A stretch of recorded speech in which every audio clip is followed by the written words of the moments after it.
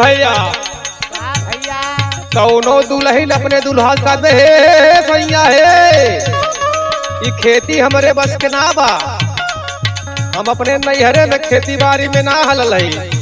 सुना ई कुल खेती बाड़ी में आग लगा दे तू हमसे ना मतलब बा कहले का कहले खेती बाड़ी रजऊ हो खेती बाड़ी रजऊ लुकी लाग जारी जाए खेती बाड़ी रजऊ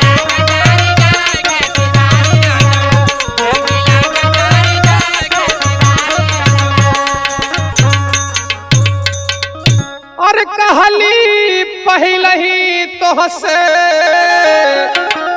अरे ब्यूटी पार्लर खोलब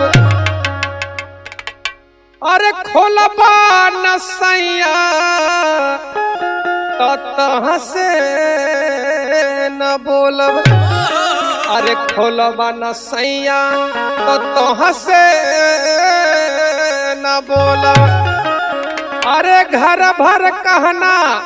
अरे पारा पारी रजऊ तो लूकी लागे जारी जाए खेती बारी रजऊ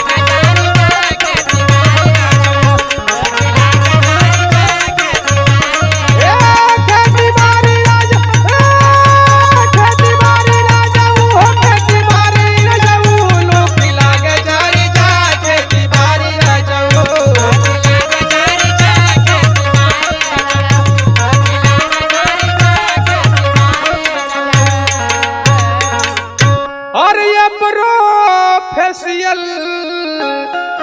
करा के आइल बानी और घमवा में नहीं भर जाब पानी ए गोबर पानी वाली नहीं आई नारी रजऊ तो लूकी लागे जारी जाए खेती बारी रजऊ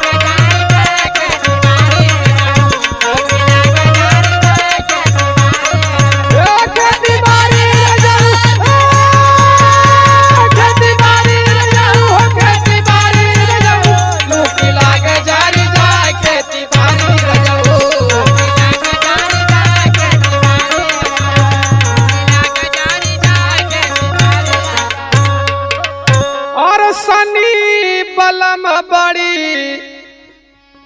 जाई कमाई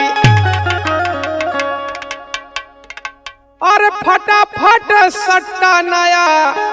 नया लियाई और कहीं कहीं कैना तो से धराई रजऊ तो लुकी लागे जारी जाए खेती बारी